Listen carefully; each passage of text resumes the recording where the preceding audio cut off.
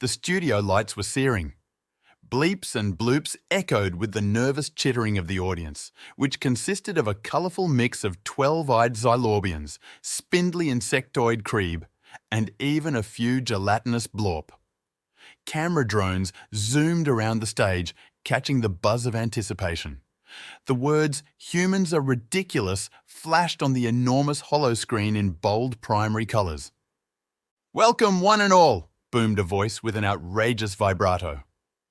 This voice could only belong to Krasnok, the most flamboyant game show host in the sector. He emerged from backstage, a shimmering, tentacled vision in a sequined jumpsuit. Prepare to be astounded, amused, and downright baffled by a species so illogical, so chaotic. He gestured dramatically to the holoscreen. They call themselves humans. A ripple of laughter and nervous squeaks filled the studio. Today's contestant was a Xylorbian named Pip.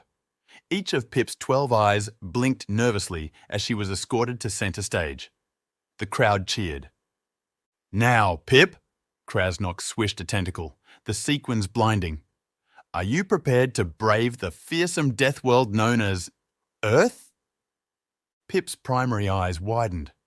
"Well, I've completed the mandatory survival training, I think." "Excellent!" Krasnok roared. "Then let us waste no time. Your mission, should you choose to accept it, is to spend time on their continent called Australia." Murmurs ran through the audience.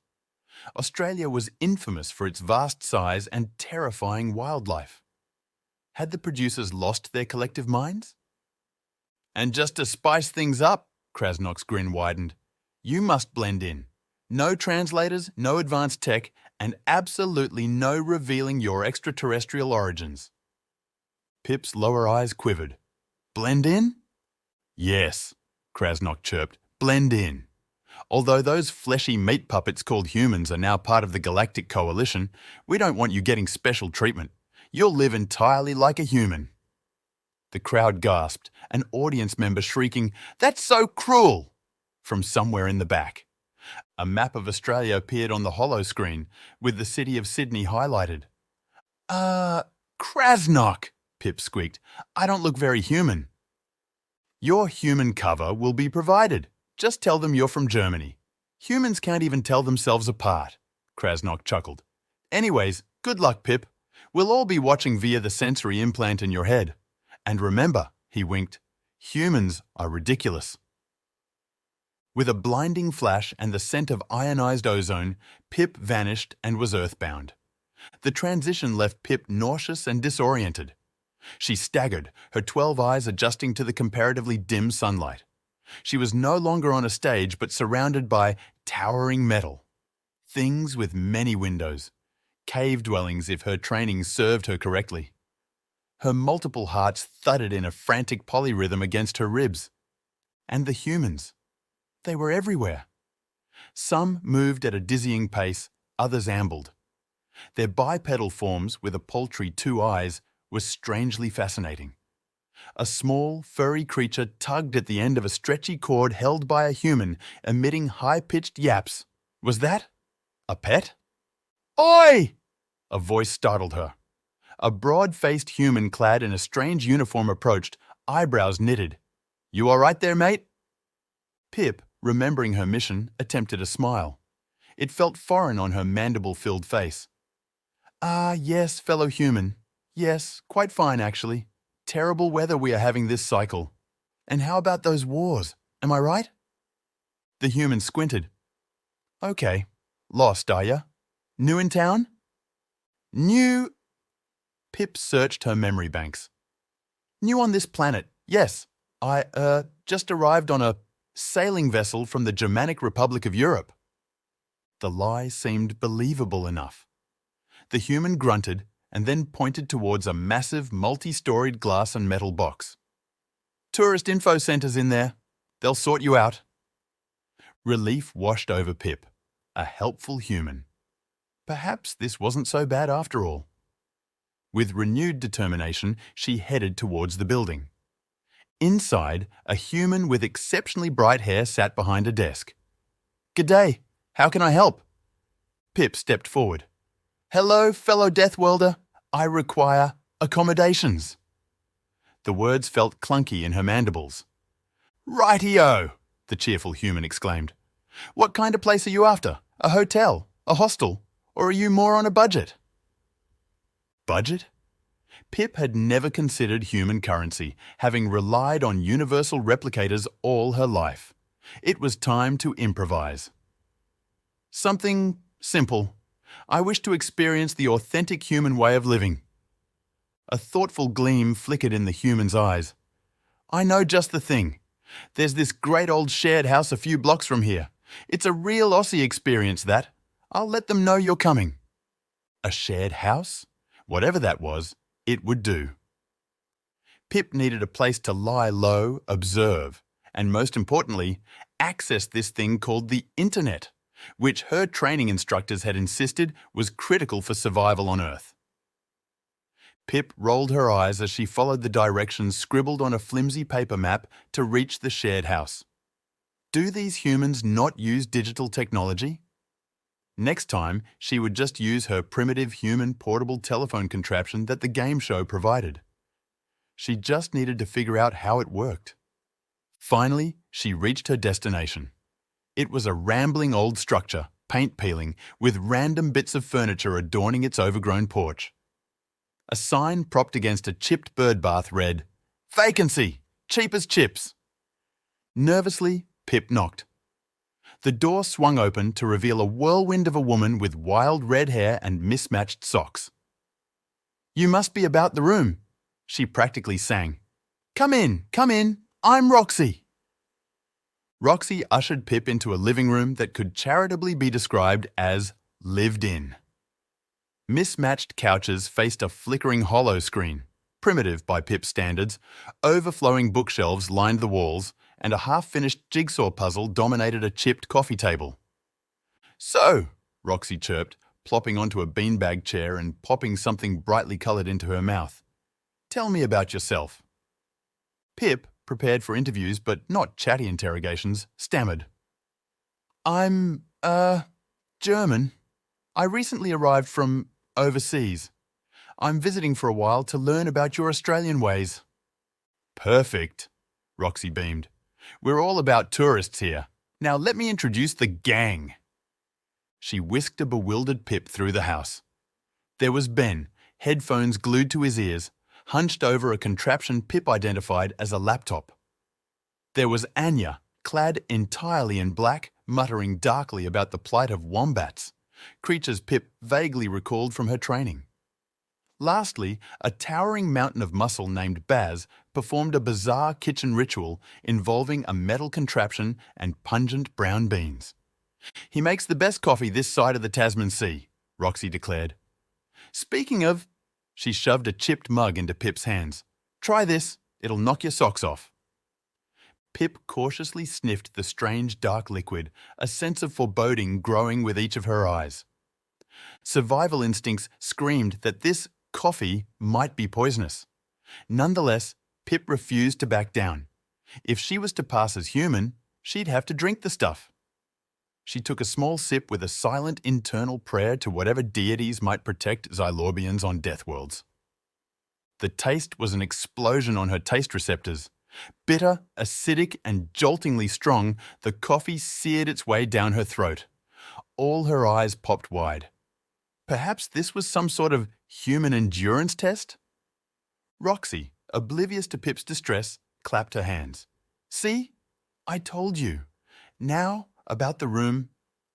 She led Pip up a creaking staircase to a small attic space. The furnishings comprised a narrow bed, a lopsided desk, and a window overlooking a tangle of laundry lines. "It's not the Ritz," Roxy admitted with a wink, "but it's cozy. And the rent's a steal. You just have to share the bathroom with the others, and, well, don't mind the quirks." Quirks was an understatement. Over the subsequent whirlwind of days, Pip discovered that communal living was an exercise in abject chaos. There were the inexplicable food battles, with Ben lobbing half-eaten breakfast cereal at Baz, who retaliated with surprisingly accurate banana throws. Anya had a penchant for late-night poetry readings accompanied by mournful cello music, the vibrations of which made Pip's exoskeleton itch. The bathroom resembled a war zone after a morning rush hour, its inhabitants seemingly oblivious to concepts like rinsing toothpaste from the sink or returning towels to anywhere resembling a towel rack. Yet, there was something oddly endearing about the shared house. Meals were eaten amid squabbling and laughter. The strange holographic shows they watched together often devolved into fierce and nonsensical debates that Pip became convinced humans communicated via angry shouting. Most confusing was the way they seemed to genuinely care for each other. Ben shared his noise-blocking headphones when Anya's poetry grew too melancholic. When she forgot to eat, Baz concocted a surprisingly tasty protein shake for Roxy. And despite the ever-present mess, they all pitched in when Pip clumsily shattered a plate, assuring her in a chorus of Aussie-accented voices that "It happens to the best of us, mate." After a week of domestic chaos, Pip decided she needed a change of scenery.